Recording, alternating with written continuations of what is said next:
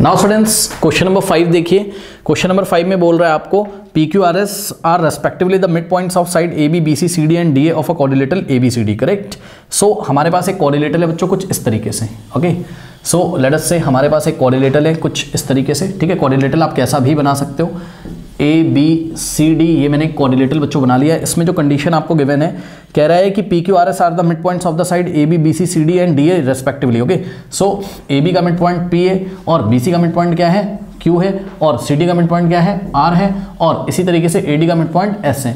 आपको एक और कंडीशन यहाँ पर दी हुई है, कह रहा है in which A C is equals to B D. Okay, so given क्या है, गिवन है बच्चों A C is equals to what B D.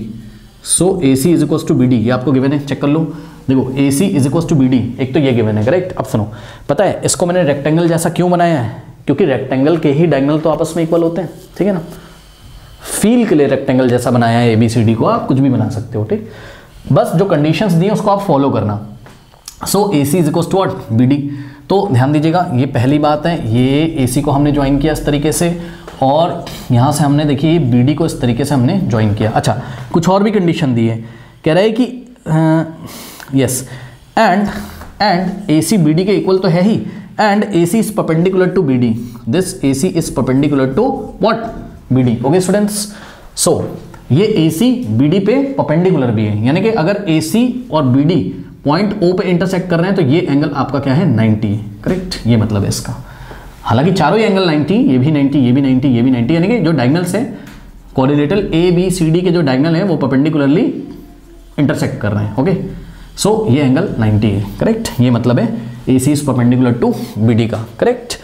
अब सुनिए क्वेश्चन में आपको क्या बोलता है, क्वेश्चन में बोल रहा है कि prove that P Q R S is a square. Okay, so PT, PT मतलब प्रूव दैट। क्या प्रूव करना है आपको, प्रूव करना है कि P Q R S is a what square. Correct, so P Q R S को आपको स्क्वायर प्रूफ यहाँ पे करना है। ओके, नाउ स्टूडेंट्स ध्यान दें, हम क्या करते हैं P को Q से ज्वाइन करेंगे, Q को R से, R को S से और S को P से। ओके, तो P Q R S को अगर आपको स्क्वायर करना है तो आपको क्या कंडीशन दिखानी पड़ेगी, P Q Q R S R और S P चारों साइड्स इक्वल होने चाहिए और हर एक एंगल इसका 90 होना चाहिए। यही चीज़ है। अब मैं आपको एक क्लियर बात बताता हूँ, सुनो।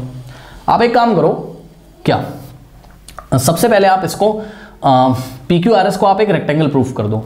ठीक, मैंने क्या बोला, मैंने बोला पी क्यू आर एस को एक रेक्टेंगल प्रूफ कर दो। देखो कैसे हम चलेंगे, हम सबसे पहले क्या करेंगे कि P Q R S is a rectangle, ये आप प्रूफ कर दो। क्यों सर रेक्टेंगल क्यों कर रहे हो, अरे भाई सुनो, अगर आपने पी क्यू आर एस को रेक्टेंगल प्रूफ कर दिया तो रेक्टेंगल का हर एक एंगल 90 होता है, यानी कि automatically angle S, angle P, angle Q, angle R ये चारों के चारों क्या हो जाएंगे आपके 90 के इक्वल हो जाएंगे। करेक्ट। तो पी क्यू आर एस को अगर हमने रेक्टेंगल दिखा दिया तो इससे हमारा क्या फायदा होगा, इससे हमारा ये फायदा होगा कि angle P is equals to what, angle Q is equals to angle R is equals to angle S, ये चारों के चारों 90 हो जाएंगे। उसके बाद आप क्या करो, उसके बाद आप एक काम करो, क्या आप रेक्टेंगल के एडजेसेंट साइड इक्वल दिखा दो। सुन लो ध्यान से, ये देखिए ये एक रेक्टेंगल हमने बनाया 90 90 90 90। ठीक, P Q R S इसके एडजेसेंट साइड अगर आप इक्वल दिखा दो, ठीक है, कोई भी दो एडजेसेंट साइड ले लो, सपोज आर क्यू और पी क्यू, ये दोनों अगर इक्वल हो गए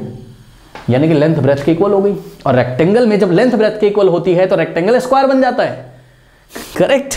तो यहां पे आप क्या टारगेट रखोगे, पहला कि पी क्यू आर एस को रेक्टेंगल दिखा दो, इससे क्या होगा angle P is equal to angle Q is equal to angle R is equal to angle S, ये 90 हो जाएगा। और दूसरा काम आप ये करिए, क्या एडजेसेंट साइड्स को इक्वल दिखा दीजिए, एडजेसेंट साइड्स। कौन कौन सी एडजेसेंट साइड, कोई भी दो सिलेक्ट कर लो, मैं आर क्यू और पी क्यू को सिलेक्ट कर रहा हूं। एडजेसेंट साइड्स आर क्यू को इक्वल दिखा दो किसके, पी क्यू के। एडजेसेंट साइड क्या होती है, जिसका कॉमन वर्टेक्स होता है। देखो क्यू क्या है, कॉमन है, आर क्यू के लिए भी और पी क्यू के लिए भी। ओके, सो ये आप कर दोगे। ठीक, अब मेरी बात ध्यान सुनो, रेक्टेंगल कैसे प्रूफ करते हैं, याद है रेक्टेंगल कैसे प्रूफ करते हैं, रेक्टेंगल इज अ, रेक्टेंगल का डेफिनेशन क्वेश्चन नंबर 4 में बताया था, rectangle is a parallelogram in which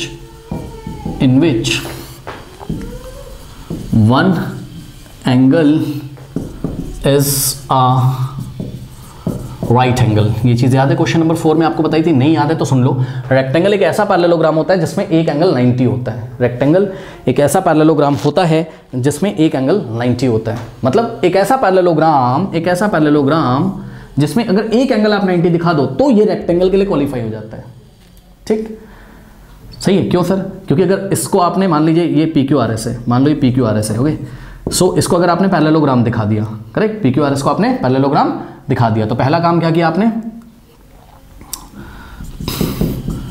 कि PQRS को क्या दिखा दिया आपने, पैरेललोग्राम, और एंगल Q को 90 दिखा दिया। दूसरा काम क्या किया, एंगल Q को आपने 90 दिखा दिया, करेक्ट। तो चेक कर लीजिए, पैरेललोग्राम तो उसको दिखा ही चुके हो, एंगल Q 90 दिखा दोगे तो सोचो बाकी सारे भी तो 90 हो जाएंगे। कैसे? Q = S होता है, और हमें पता है किसी भी पैरेललोग्राम में, ठीक, ये जो आपके कॉन्सेक्यूटिव इंटीरियर एंगल होते हैं इनका सम 180 होता है। सो ये 90 है तो ये भी कितना हो जाएगा, 90, और अगर R 90 हो गया तो P भी ऑपोजिट एंगल से 90, क्योंकि पैरेललोग्राम तो है ही, पैरेललोग्राम के ऑपोजिट एंगल इक्वल होते हैं। ठीक है। सो आपको दो काम करने होते हैं रेक्टेंगल प्रूफ करने के लिए, कि जो कोऑर्डिनेटर है उसको पैरेललोग्राम करो और उसका कोई भी एक एंगल 90 आप दिखा दो। ठीक, तो हमारा पहला टारगेट यही है कि हम क्या करें, हम इस PQRS को क्या करें, एक रेक्टेंगल प्रूफ करें पहले तो। ठीक है ना, सुनो कैसे करेंगे। लास्ट क्वेश्चन में हालांकि मैंने आपको कराया था, बट फिर भी देख लीजिए। सबसे पहले ये जो RQ है, देखो ट्राइंगल DCB में DC का मिड पॉइंट R है और BC का मिड पॉइंट क्या है, Q है, करेक्ट। सो RQ जो होगा वो BD के हाफ भी होगा और उसके पैरेलल भी होगा, करेक्ट। सो RQ आप देख सकते हो, ठीक है, इन ट्राइंगल, कौन सा ट्राइंगल, ट्राइंगल DCB में देखिए, okay. So in triangle DCB क्या हो जाएगा, मैं शॉर्ट में लिख रहा हूं, आप पूरा लिखिएगा। ट्राइंगल DCB में R is the mid point of DC and Q is the midpoint of BC. So RQ is half of BD as well as parallel to BD, midpoint theorem से, okay. So RQ is half of BD and what, this RQ is parallel to what, BD. Similarly आप देख सकते हो क्या, triangle BAD में देखिए बच्चों, ठीक है ना। So in triangle BAD, in triangle BAD, AB का मिड पॉइंट P और AD का midpoint S, so SP को ज्वाइन करोगे, this SP is half of BD as well as SP is half of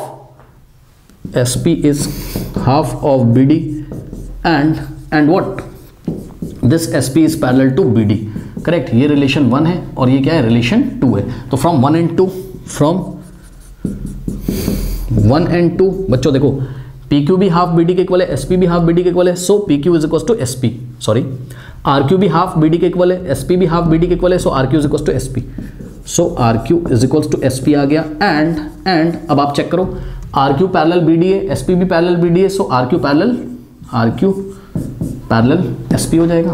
तो अब आप देखो, किसी भी कोऑर्डिनेटर में अगर हम a pair of opposite side को इक्वल भी दिखा दें, पैरेलल भी दिखा दें, तो वो पैरेललोग्राम के लिए क्वालिफाई हो जाता है। सो कोऑर्डिनेटर PQRS में क्या किया आपने, RQ को SP के पैरेलल भी दिखा दिया और RQ को SP के इक्वल भी दिखा दिया, इसलिए PQRS क्या बन गया, एक parallelogram. Hence PQRS is a parallelogram. ठीक है, अब सुनो, PQRS अभी तक एक पैरेललोग्राम हो गया है, ठीक।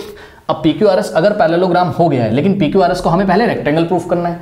सो PQRS अगर पैरेललोग्राम हो गया है तो उसका कोई भी एक एंगल 90 दिखा दो। कैसे दिखाएंगे, चेक करिए, सुनो ध्यान से। ये वाले पॉइंट का नाम M रखा, ठीक, ये वाला पॉइंट का नाम N रखा, ठीक।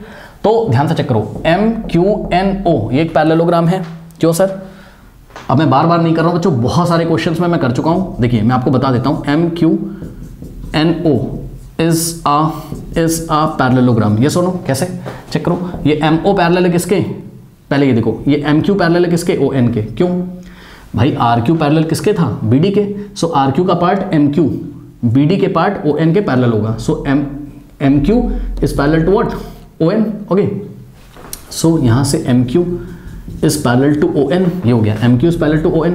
और ध्यान से चेक करो, ट्राइंगल CBA में देखो, CBA में देखो, ठीक है ना, Q मिड पॉइंट है BC का, P मिड पॉइंट है AB का, सो PQ जो होगा वो AC के पैरेलल होगा। सो PQ का पार्ट NQ पैरेलल हो जाएगा किसके, AC के पार्ट OM के। सो कोऑर्डिनेटर MQNO में this MQ is parallel to ON and this NQ is parallel to OM। तो ये दोनों चीजें हमने दिखा दी, MQ पैरेलल ON हो गया और एन क्यू पैरेलल क्या हो गया, ओ एम हो गया। So M Q O N क्या हो गया, पैरेललोग्राम हो गया। Okay, so M Q N O is a parallelogram. और पैरेललोग्राम में ऑपोजिट एंगल इक्वल होते हैं, यानी कि जितना एंगल एम ओ एन है उतना ही एम क्यू एन हो जाएगा, सही है ना। So M angle M O N is equals to angle M Q N, और एम ओ एन कितना था 90, क्यों, क्योंकि ए सी और बी डी परपेंडिकुलर थे, correct. A C B D पे परपेंडिकुलर था, ये 90 है, ये भी कितना हो जाएगा 90 हो गया। तो ये चीज हो गई। अब सुनो, एम क्यू एन जितना है उतना ही आर क्यू पी है। So angle R Q P भी कितना हो गया 90। यहां तक तो क्वेश्चन नंबर 4 की तरह चल गया है ना। क्यों, अब देखो जरा, पी क्यू आर एस को हमने पैरेललोग्राम भी दिखा दिया, और पी क्यू आर एस में एक एंगल कोई भी, ये वाला एंगल, यानी कि एंगल आर पी क्यू को हमने 90 भी दिखा दिया। ओके, सो इस तरीके से जो क्वाड्रिलेटरल है, कौन सा क्वाड्रिलेटरल, इन क्वाड्रिलेटरल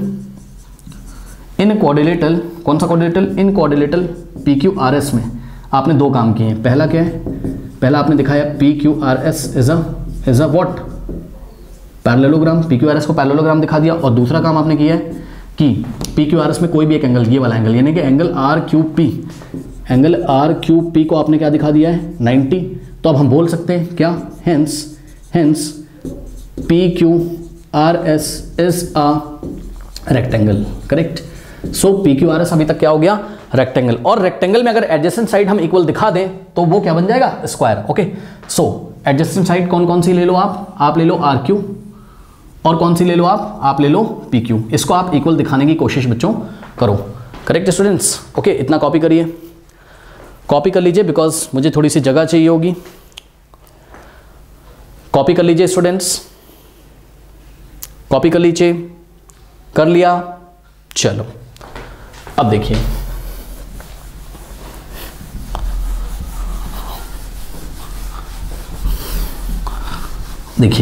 अब हम क्या करेंगे यहां पर बच्चों, देखिए बच्चों बहुत ध्यान से देखेंगे। अभी आर क्यू जो था, ठीक, आर क्यू इक्वल था किसके, हाफ ऑफ बी डी के, यहां से देख लो, है ना। So R Q is equal to what, half of B D के था। बट हम क्या लिख सकते हैं नेक्स्ट स्टेप में कि भाई जो, देखो इसको अभी बना लो आप, अच्छा इसको लिखे रहने दो अभी, ठीक है ना। R Q half of B D के इक्वल है, करेक्ट। अब सुनो मेरी बात ध्यान से, ट्राइंगल सी बी ए में देखो, ट्राइंगल सी बी ए में क्यू मिड पॉइंट है बी सी का और पी मिड पॉइंट है ए बी का। सो P Q half of A C के इक्वल हो जाएगा। सो P Q half of A C के इक्वल हो जाएगा, करेक्ट। बट ये वाली कौन सी इक्वेशन थी, इसको कुछ इक्वेशन बना लो भाई, है ना, कुछ भी बना लो, late us say 3। Okay, so R Q half of B D के 3 हो गई, और P Q half of A C के है। नेक्स्ट स्टेप में हम क्या करेंगे, P Q is equal to what, half of A C की जगह आप क्या लिख सकते हो, क्वेश्चन में क्या गिवन था कि A C is equal to B D है, ये सुनो चेक कर लीजिए। ए सी बी डी पे परपेंडिकुलर भी था और ए सी बी डी के इक्वल भी था, correct. So A C is equal to B D, यानी कि ए सी की जगह आप बी डी लिख सकते हो। सो ए सी की जगह हमने क्या लिखा है यहाँ, बी डी, चेक कर लो। P Q half of A C के इक्वल है, यानी कि P Q half of B D के इक्वल है, क्यों, क्योंकि ए सी बी डी के इक्वल है। ओके, सो ये बन गई आपकी equation number 4। Now students, from third and fourth P Q भी, सॉरी आर क्यू भी हाफ ऑफ बी डी के इक्वल है, पी क्यू भी हाफ ऑफ बी डी के इक्वल है। So R Q is equal to P Q, so R Q is equal to what, P Q. Okay, तो ये हो गया। तो आपने इस तरीके से आर क्यू को पी क्यू के इक्वल दिखा दिया, यानी कि पैरेलल, यानी कि rectangle P Q R S में, क्योंकि पी क्यू आर एस को रेक्टेंगल तो आप पहले ही कर चुके हो, है ना, क्यों, क्योंकि पी क्यू आर एस को पैरेललोग्राम कर दिया और उसका एक एंगल 90 कर दिया। तो P Q R S rectangle तो पहले ही हो चुका है, और पी क्यू आर एस में एडजेसेंट साइड भी आपने इक्वल कर दी, सही है, यानी कि जितनी लेंथ है उतनी ही ब्रेथ है, करेक्ट। सो आर क्यू किसके इक्वल आ गया, पी क्यू के। तो इसलिए फाइनल स्टेटमेंट हम लिखेंगे कि since we had already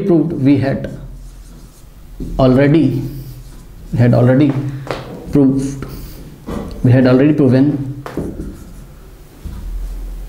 that PQRS is a rectangle. Also adjacent sides, कौन से adjacent side, RQ PQ, this RQ and PQ. okay, so RQ is equals to PQ, hence what, hence we can say that PQRS is a square. So PQRS किसके लिए qualify हो गया? Square के लिए। ठीक है, अब कुछ बच्चों को फील नहीं आ रहा होगा, बोलेंगे स्क्वायर के तो चारों साइड इक्वल होते हैं। हाँ भाई, हो तो गए, कैसे चेक करो। RQ किसके इक्वल था? SP के था कि नहीं बताओ? था, क्योंकि ये पैरेललोग्राम तो था ही ना भाई, रेक्टेंगल है तो पैरेललोग्राम था ही। सो ये इसके इक्वल था, और अभी भी आपने RQ को किसके इक्वल कर दिया? PQ के।